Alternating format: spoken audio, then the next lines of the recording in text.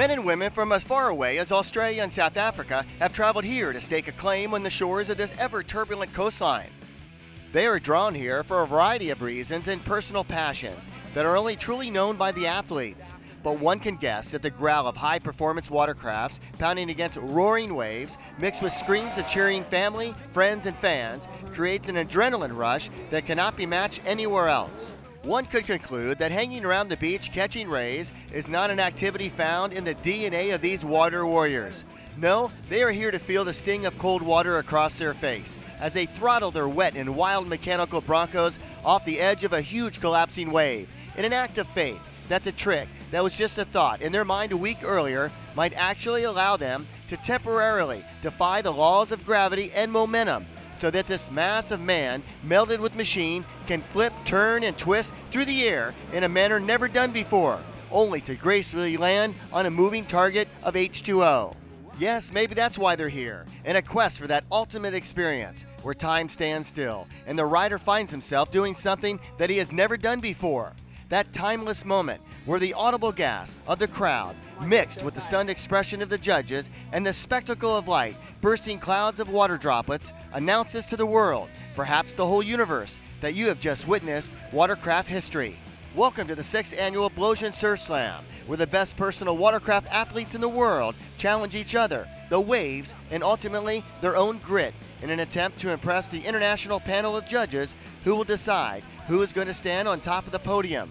Last year was South African Jake Montanon, who not only won first place prize for the freestyle event, but who also propelled himself to the IFWA World Championship crown.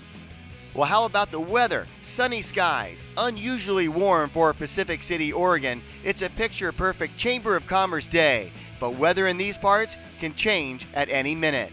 Well, as mentioned, we do have the best in the sport on hand here in Pacific City, Oregon. And with that said, it is a subjective sport, and the panel of judges have a difficult task of evaluating run after run. And to simplify their job, they analyze the runs by breaking them down into two parts. One, that being of wave riding or surfing, and two, jumps and everything that goes with them. To break it down further, we spoke to Judge Mark Matsuda as he lays out what the 5 judges are looking for in a good run. Well, it gets really challenging at this level of competition because of the skill level of the riders, but the basic criteria is that we look and score all the maneuvers in both categories, and then we refine those categories to basically the top 4 maneuvers of each category. A really good ride is a guy who can throw his aerial tricks but spends a good amount of the heat riding surf. Surf is really often the deciding factor between the veteran riders, the more skilled pros, versus some of the younger guys. Well, now that you know what to look for, let's get right into the qualifying round. 20 riders participated in 10 6-minute heats, going head-to-head with the winner of each heat advancing to the 1/8 finals.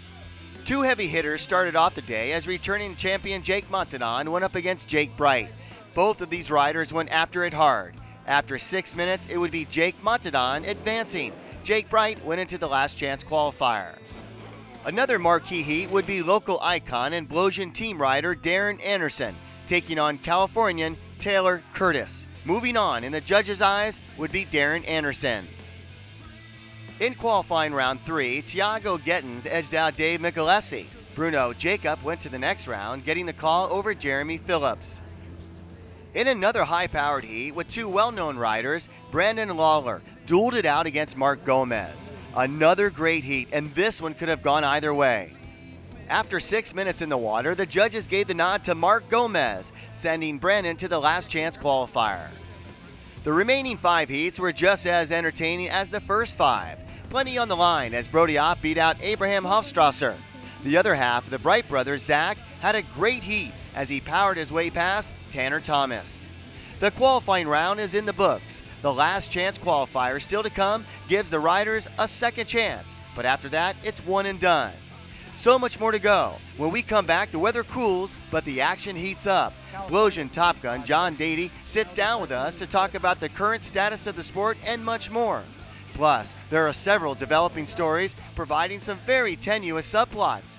This is the Blowsion Surf Slam. Stay with us. I believe in me, and I The Blowsion Surf Slam is being brought to you by Blowsion, the aftermarket specialist in personal watercraft. By DASA Racing. Visit them at dasaracing.com. By K&S Racing. And by HydroTurf, Performance Traction Products. The home to the Blowsion Surf Slam is Pacific City, Oregon. The journey getting to the event is almost as rewarding as the event itself. The incredible beauty of this part of the country is preserved in a setting that almost seems motionless. Winding country roads deliver one amazing image after another, all the way west from Portland to Pacific City, a place that in many respects where time does seem to stand still. With that said, the unusually warm weather has changed, swinging roughly 45 degrees cooler. Our water warriors constantly deal and adjust to the changing conditions, and that is the case as we get right back into the action with the last chance qualifier. 10 riders will be narrowed down to 5, advancing to the next round. The last chance qualifier is a time for the riders to pull their run together like it was that of a final. With that said, we always seem to have some great action, and that was once again the case here. Remember, the riders are being judged in 2 main categories: their ability to surf the waves with style, fluidness, and overall impression. Also, the judges want to see the wow factor in the jumps, wave selection, type of maneuvers, and if it's pulled off without a hitch. Pete McAfee was one of those riders. I love to watch this guy compete. In challenging conditions, he impressed the judges enough to move on. Randy Lawler's heat was amazing, as his jumps were as big and as impressive as anyone in this round. Without a doubt, he moved on. Abraham Hochstrasser was also impressive, as his big jumps helped him advance. We witnessed some excellent riding throughout the heats, and here's a look at who moved on as well from the last chance qualifier. With the last chance qualifiers in the books, we push on and look forward to the field narrowing down and the action intensifying, as this competition is wide open and it's anyone's guess on who will win this year's Blowsion Surf Slam. One thing we know for sure, though, is that the man behind the Blowsion Surf Slam is as innovative and determined to make this sport the best it can be. John Dady loves what he does and has provided an exceptional platform for these athletes to showcase their skills on the best and most high-performance personal watercraft machines in the world. His ambition not only has a positive effect on the riders, but the entire community. It's a popular sport, it's growing. We're also kind of running into the fact that there's got to be a location that's accepting, and this area, Pacific City of Oregon, is phenomenally receptive to us too. We bring a lot of to the economy, and that's kind of got to be the right mix. There is a definite kind of core group of people that make this happen. I would be very selfish to say that it was me only. There's a lot of people involved. And the prep is more work than the actual event, I think, in my opinion. I think that's any successful event, is the people and how much work they put into it ahead of time. And that synergy and that group of people, some of the sponsors are close business associates and also friends of mine. And a lot of them are putting more into it than obviously they're getting back. But the blue sky, what I call the blue sky of the event, feeds them all year. I mean, it's definitely a place that you want to enjoy and be a part of. And that's hard to put a price on, It's also hard to value. With that said, the riders that compete in the Blowsion Surf Slam travel to Pacific City, Oregon from all over the world. One thing they have in common is their love of what they do and the camaraderie of competition that fuels this sport. The watercraft in the ocean in general was usually something to do with racing.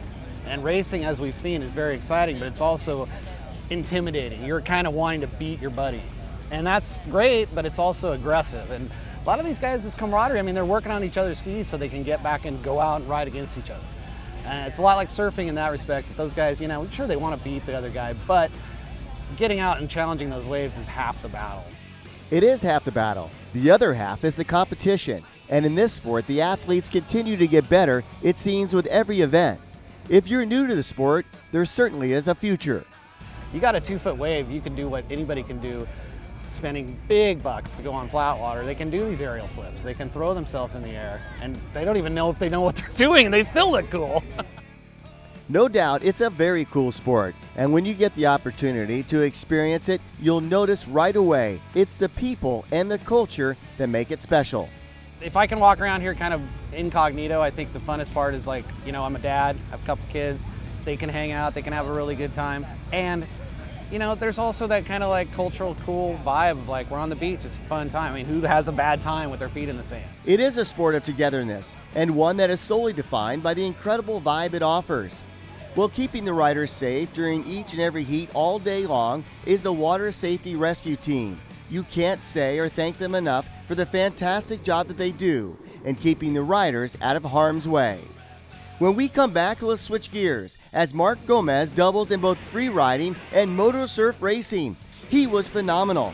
We'll have that, plus the field narrows down and the action steps up at the Blowsion Surf Slam from Pacific City, Oregon.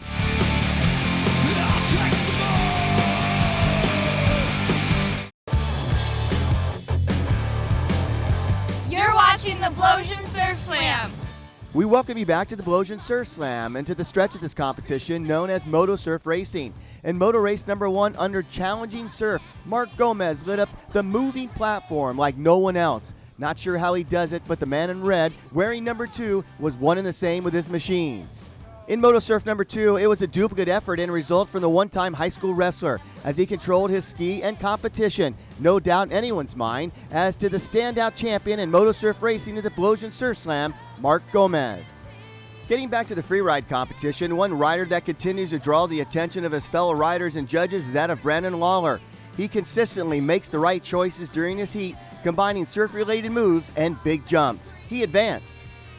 Bruno Jacob, with plenty of energy and a smooth riding style, had his work cut out for him, taking on Blowsion team rider Darren Anderson. Both of these riders had clean conditions, they had a good heat, but in the end, Darren Anderson would get the nod from the judges as he would advance.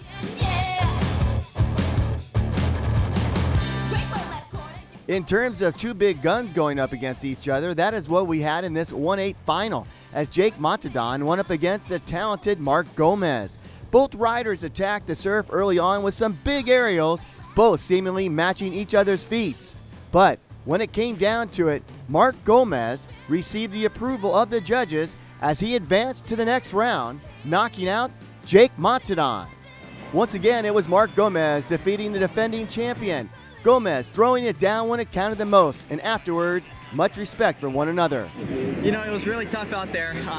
The waves just kind of weren't really performing for us. They kind of came and it seemed to form up again everywhere I wasn't. So, trying to make the best of it. Jake rode incredible. Every time I looked over, he was upside down doing something awesome, just charging to get, try to go bigger than he was going and match what he was doing and trying to pull off some stuff of my own.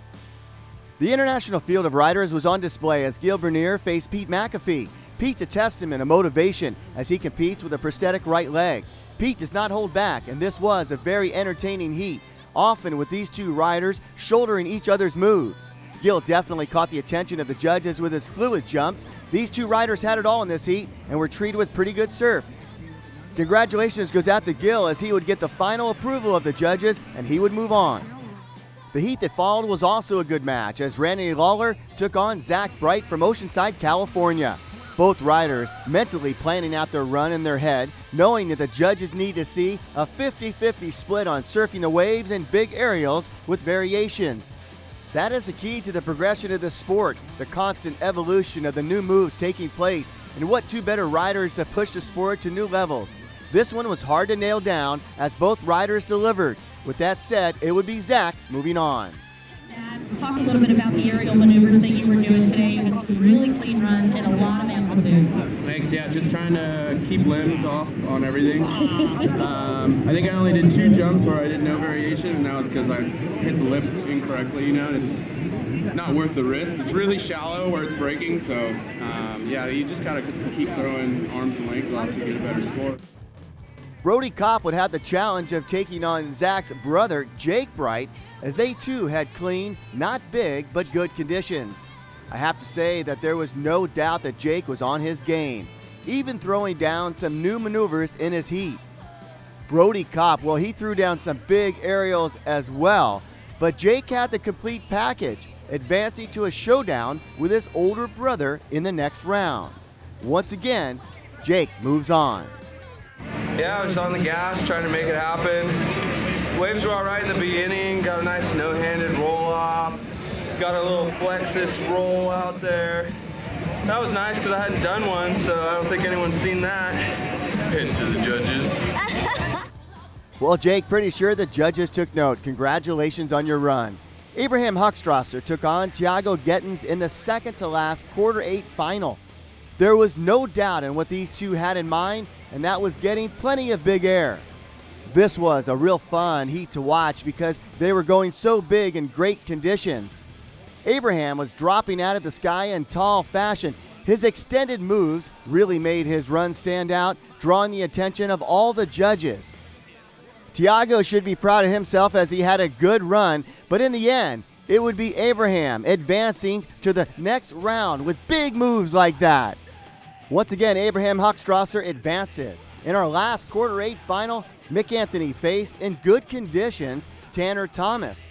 Once again, we were treated to a very entertaining heat. Both riders executed their plan of attack, but yet again, only one rider can advance to the next round. Mick Anthony in red, well, he rode well. Taking nothing away from Tanner Thomas, he also rode well. But on this day, given these conditions, at this moment, it would be Mick Anthony going all the way to the next round. So after 23 head-to-head heats, the field here in Pacific City, Oregon has been narrowed down to just 8 riders, and 7 more heats are on tap before a champion will be crowned for this version of the Blowsion Surf Slam. We get right back into the action with the quarterfinals. Brandon Lawler would be pitted against Darren Anderson. Talk about a stacked quarterfinal. Both these riders have that special gift that allowed them to go all out on their ski. Brandon broke out some big airs early on, and for crowd favorite Darren Anderson, he went big as well. Would it be enough? Those waves came in for us on that heat for sure. Those were awesome sets, setting up. It was flattening out every once in a while, get your surf riding in, but that one right off the bat, it was just perfect timing for green flag, and I just nailed it. That was awesome. I had a lot of fun out there. My TC freeride, Richter both been running great all weekend. I'm stoked on it, stoked to be here. Absolutely amazing riding with one of the legends in the sport. I had a great run, felt good. Hopefully I move on. And yes, Brandon, that was the case as he advanced. In the next quarterfinal, Gil Bernier faced the talented and versatile Mark Gomez. Mark would have a great day. Methodically, Gil would put together the run that would send him to the next round. Big airs like that proved his point. Brotherly love was in full swing as Zach Bright took on Jake Bright. 2 great riders, but only one could move on. On this day, it would be brother Zach Bright. On tap, there would be another good heat.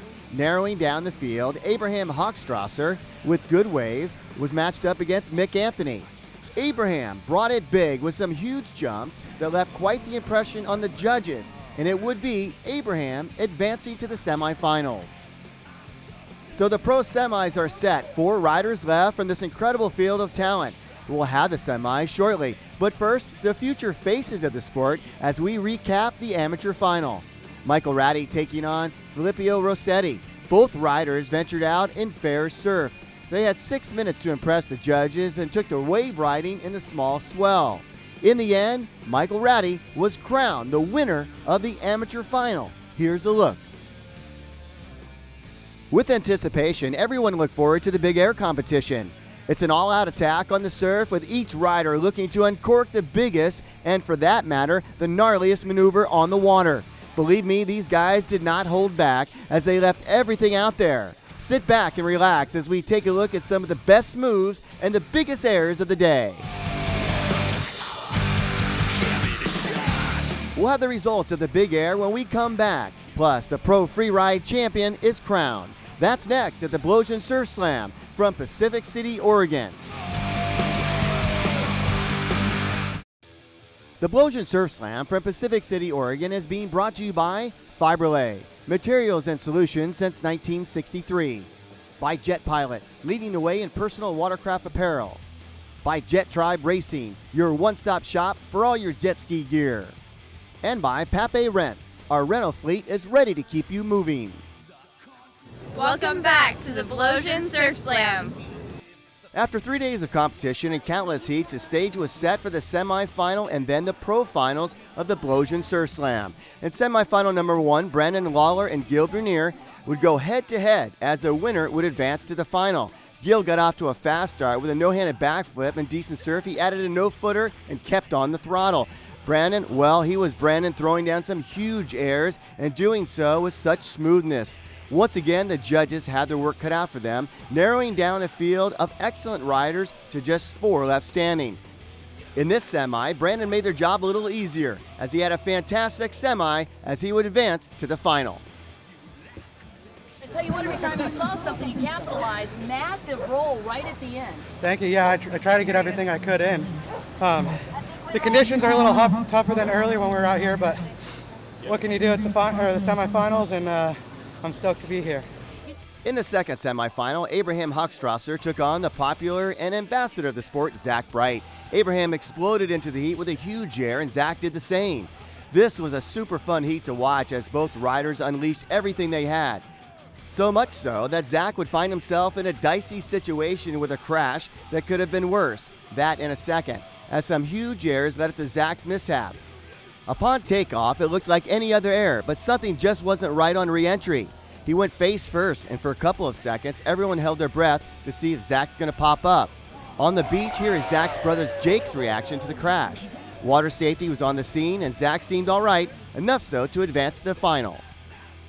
Was always trying to find one in the back that I could make that happen with, and then I went for it, and my flip bar, I think my piece of padding slid out, so my arms went outside of the bars, which is obviously not what you want to do when you're trying to get back into your tray, and yeah, I just went flying. I landed on my back on, I think, the handle pole or the flip bar, not even my actual back, just like right above my butt cheek, really, so I'm going to feel it tomorrow, but I'm pretty sure I'm all right. Well, after a quick trip to be checked out, Zach was right back in the saddle as he would take on Brandon Lawler in the pro final. 2 excellent riders and again leaders in the sport. The conditions were prime and the final act was about to unfold. All eyes were on the final as Brandon shot to the moon on his first liftoff. Zach with a nice no-handed roller, and the duel was on. And while the judges, they had a lot to focus on. And as subjective as their job is, Brandon started to make it a little easier as he kept dropping out of the sky like no one's business. He was on his game and everyone took notice. Stoked to be here, stoked to make it this far again. It's my second year in a row making it to the final. You can't complain with that. It's like the buzzer went off and the waves just died. So I really tried to, with the surfing that I was able to do, I was really concentrating on making critical decisions and trying to make it look the best it can. The final chapter of the Blowsion Surf Slam culminated with the awards ceremony and the announcement of the winners. Once again, Michael Ratty was crowned the champ of the amateurs. Mark Gomez finished his year as the Moto Surf champ, and for Brandon Lawler, his reaction tells it all. Not only did he win the pro freestyle event, but also the big air. Congratulations goes out to Zach and Abraham for second and third. Well, it's another fantastic and memorable Blowsion Surf Slam in the books. For all the athletes, John Dady at Blowsion, and our crew, I'm Paul Higgins saying so long from Pacific City, Oregon, where Brandon Lawler begins his reign as Blowsion Surf Slam champ. Thanks for watching. I'll see you again next time.